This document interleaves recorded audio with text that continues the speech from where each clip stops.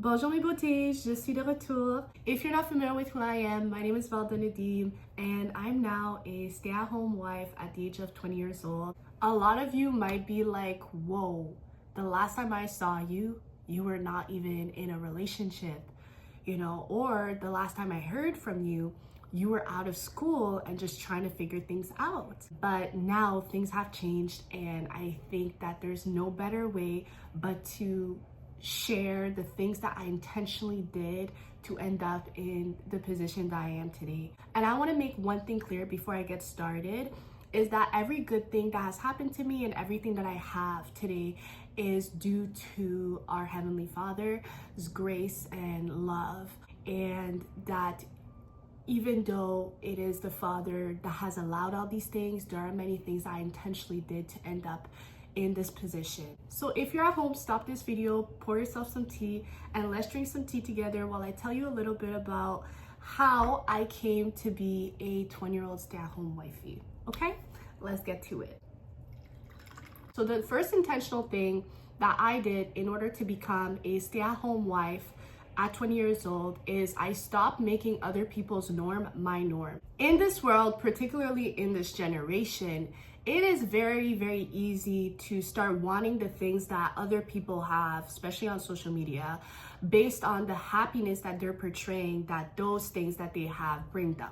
I started to notice that a lot of my desires were developed through a high consumption of social media and digital content. And I started to lose myself. So I took a break from social media for like a year. And I really started asking myself, what do I want for my life? I started reflecting about my life and I realized, whoa, I was really following the world and I don't want to follow the world. I don't want to follow the trends. I started working on myself. I started spending more time in the Word. I distanced myself from a lot of people and I stopped conforming to the idea of other people's happiness and started finding happiness by myself. And I found happiness in peace that I was saved, peace that I have a relationship with the Creator, peace that I don't have to work for approval, peace that I don't have to associate my worth to my work anymore. And then I was like, what type of lifestyle would reflect these beliefs, that I've now adopted?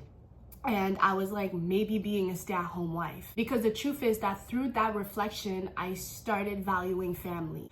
I started understanding my role as a woman, as the helpmate that I was created to be to my Adam, as the missing rib. And that's where I started to see the difference between the femininity that is being preached online and the femininity that's being preached in the Bible. One of them being that promiscuity is okay. Or you might become attached to the idea that maybe marrying a man that is rich but a cheater isn't so bad. So I had to sit with myself and think about all the things that were immoral, that were taught were moral, and all the mind control that I was fed to lead me to a miserable, single, and vain life. How I ended up as a stay-at-home wife at 20 years old is because I was willing to walk away. After, was it a year of me and my now husband being boyfriend and girlfriend, I was now 17 years old. I was like, I don't want to do this anymore. No, I don't want to do this anymore. I know that I was born to be a wife and I'm wife status. So what I did is I broke up with him. Now there's times that I fell short. I'm not going to lie and I'm not going to paint a perfect picture. But I always told him that no, I am not your girlfriend. I am not yours. So in public, when other people see me with you, and other people are like, wow, like she's beautiful. Is that your girl? You can't say yes. The moment you can say yes is if the vows have been made and the marriage license have been signed. Because listen, I don't play about me. And that's how you have to be moving. Don't play about you in dating, in courting. That man is not yours and you are not his. So start moving like it. If nobody told you, be strict in dating so you could be selfless in marriage. A lot of us women compromise and pity men, okay, and let ourselves be dragged in the mud and be mistreated and abused is because you settle and you forget that you are the priority. This is not your husband where you said to death do us apart. This ain't your man. For the ones that have been watching my channel, you know that rule number 1 is never pity a man. I don't pity my husband. And I know that's why he is so hardworking. He is so hardworking for my heart is because I don't pity him. In the beginning, I used to not be like that. I used to pity him.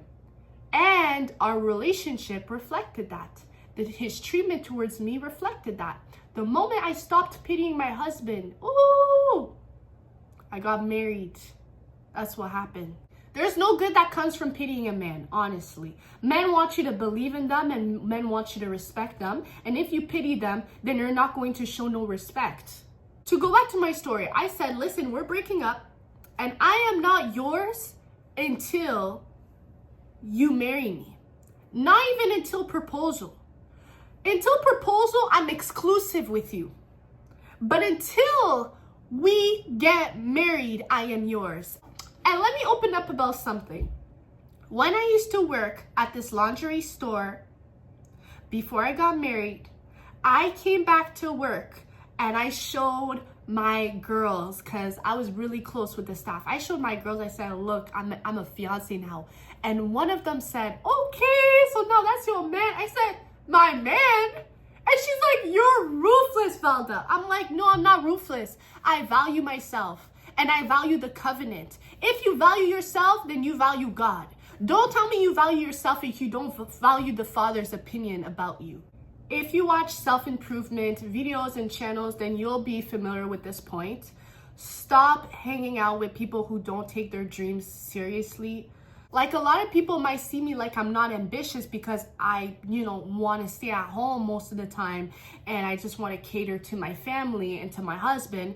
But that's not being not ambitious. I was ambitious to be in this place, right? To end up here. To kind of share, there was a time where I was friends with this girl, and till this day I think about this girl because she was drop dead gorgeous, okay? And she had so much potential. She said she wanted to be a stay-at-home wife and eventually a stay-at-home mom, and that's kind of how, she wanted her life to look like. And I was like, you can definitely attain that. And I started seeing that what she was talking about, what she was preaching, she was not following. And it came all the way down to her faith, which is something I really take seriously.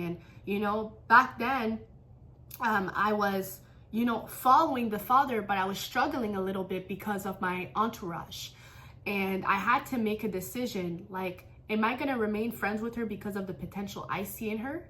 Or am I going to, distance myself from her? Because at this point, it's not just about potential that she's not meeting, because that's her life, right? And I can make my choice if I don't want to be friends with somebody like that, or I want to be friends with somebody like that. But she was then influencing me to follow her ways. And that's why it says in the word, bad company corrupts good character. That's literally what was happening before my very eyes.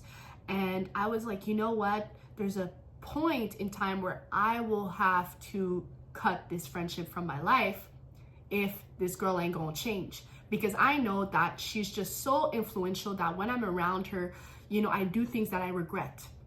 And it's not helping me. It's not benefiting me. It's actually destroying me. Just like you wouldn't settle in a relationship, don't settle in your friendships. Because anybody that you are partner up with or that you are friends with will somehow influence you. And that is just a fact. So what I did is I ended up breaking off the friendship, but in a way where it's like, I just didn't reach out anymore. Till this day, I still pray for her, and I pray that, she starts taking her goals seriously. And I say this with a lot of love and not judgment, because we have all been in places where, we didn't take ourselves seriously. We didn't believe, in ourselves enough, and we just settled. And I pray that this video may inspire you to not settle and to really go after what you want. Another thing that I did in order to become a stay-at-home wife at 20 years old is I started evaluating the aspects in my life, in my personality, where I was being masculine which led to me repelling masculine men because I was the one abiding in their energy. So masculine men that want to protect femininity, want to provide and cater to femininity, want to reassure femininity, you know, not just with their body, but with their hearts, with their souls, with their words, were just not attracted to me. And one of, you know, the examples that I can give is I used to be very harsh with my words. And I know that I have a very strong delivery. So one thing is, if I have a strong delivery, then what I have to do is I have to be sweeter with my words. But it starts with my heart. So it says in the word of God, out of the abundance of the heart, the mouth speaks. So if you want to be sweeter with your words and you don't want to speak death, but life onto your situations, you know, you want to be like that person that everybody loves to be around because they're so optimistic and positive, then you have to start working on your heart. If you have made it at the end of this video, I just want to say thank you, thank you, thank you. And if you want to see more videos like this, just comment it down below. And also comment down below what else you'd like to see.